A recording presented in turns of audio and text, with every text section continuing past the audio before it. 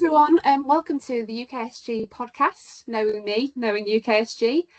My name is Anna, and today I'm joined by Naomi Davey. So Naomi is Library Communications Manager at Manchester Metropolitan University, that's MMU for short, for those who don't know that. And she also attended the UKSG conference last year as a winner of one of the bursaries that UKSG offer.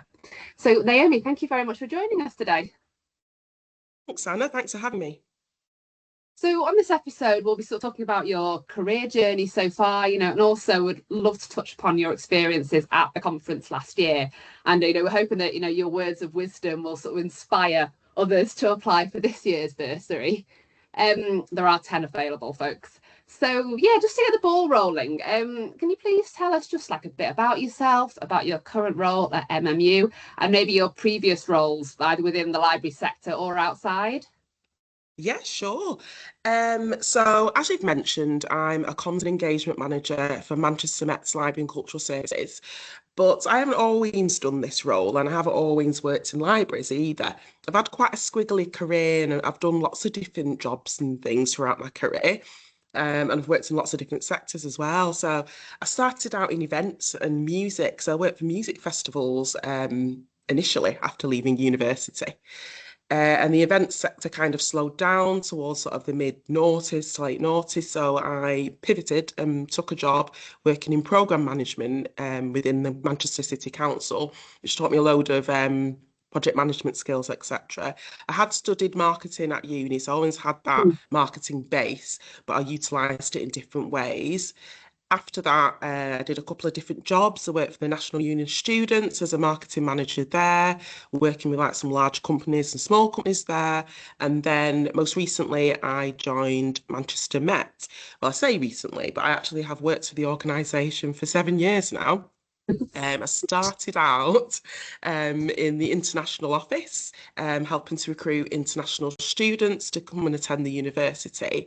And for the last 3 years, like I've mentioned, I've worked within Library and Cultural Services, where my role is just to make sure that we promote all the different services that the Library and Cultural Services provides different students to students and staff and academics. Share important announcements, and we've also got a couple of large-scale, high-profile projects in the pipeline, so I've been quite involved in promoting those as well. Oh, we love squiggly career journeys here at UKSG, and I think one of the things about this podcast and like the different sort of roles and people that we interview, it shows that there's no like one way of either coming into the sector and how diverse the sector is and how many different types of roles there are and the different experiences that are relevant. So yeah, that's really interesting to hear. So you attended UKSG in last year, 2025, which was held in sunny Brighton as one of the bursary winners. So can you tell our listeners, what did you enjoy most about attending the conference, apart from the beach and the sun, which were really nice? I mean, we're both in Manchester, by the way, listeners, so we don't often see the sun or the beach. So yeah. Yes, definitely. Definite lack of sun and beach here up north, unfortunately, in Manchester. We have everything else, though. It's fine. We do have everything else, yeah. The conference was fantastic. I didn't, because I'm not a librarian, I kind of work for a library service, but I'm not a practitioner within libraries. I hadn't really heard of the conference, and I heard a couple of my colleagues were going. So I did a bit of investigation and found out about the bursaries, and I thought it'd be interesting for me to attend as a library adjacent professional. So I wasn't sure actually what to expect when I got there. But the one thing I really did enjoy was learning a lot about the sector, because the conference attracts lots of different organisations from different elements within the sector, as well as publishers. The publishing side was quite new to me, and it was interesting to hear about that. I'd also say one of the main things that I enjoyed and found really useful was just connecting with lots of different professionals from lots of different, areas of the UK and some further afield in Europe, etc. as well. And it was really just interesting to meet lots of different types of people and understand a little bit more about their roles.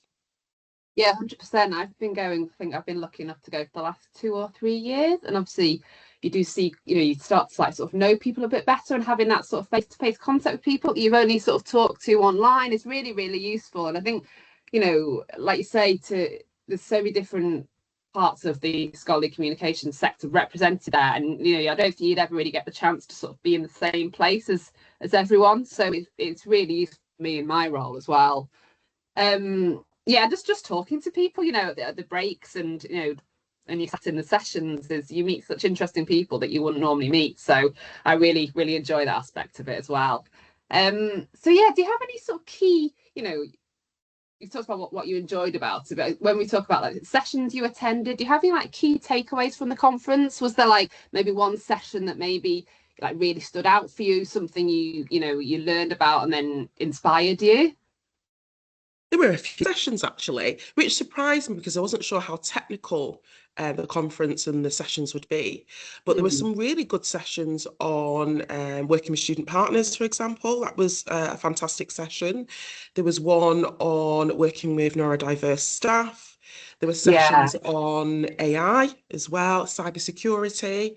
So there were things that would be applicable to a number of different roles within the sector. And I found all of those sessions useful as well in my day-to-day role. Yeah, it's obviously there's a lot of publishers there, and a lot of sort of the program is geared around sort of open access and scholarly communications. But you're right, there is like the program is really diverse, and there's so many. And often you go to the sessions that I always think it's really worth going to the sessions that maybe aren't relevant to your role, because the amount you could sort of learn and then sort of take away and put into practice, which is really good. So has like obviously come back from UKSG, it's been nearly a year now. Has your like career or role sort of changed as a result of attending the conference? I would say the biggest thing that I've gotten from attending the conference, and the reason why I wanted to attend in the first place, was to understand a little bit more about my colleagues and the environment that they work in and some of the challenges or opportunities that might present themselves within the sector. And that will enable me to kind of support them better. So being able to understand some of the pressures within their role has allowed me to sort of tailor my communication support for my colleagues to help them better reach their objectives. So it's more of a broad learning experience that's allowed me to sort of tailor the services I provide to my colleagues. Yeah, well, that's really interesting. Thank you. So we've got one final question.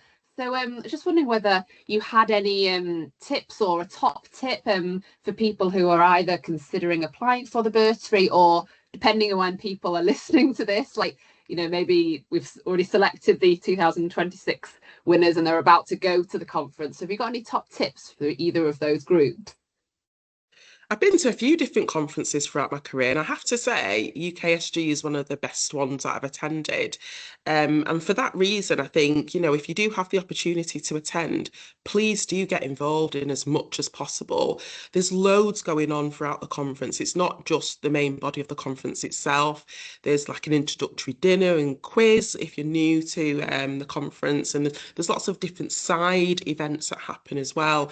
And I think just get stuck in and just get out there and take as much as you can from the conference, because there's a lot on offer and a lot of opportunities.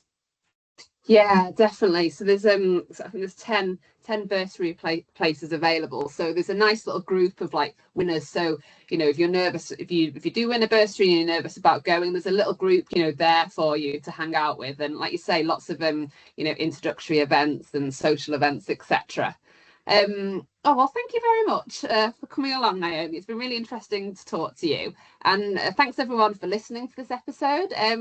So if you're listening to it before the bursary deadline of the 15th of February 2026, and you obviously meet all the criteria, then please do head over to the UKSG website for more information, and please consider applying.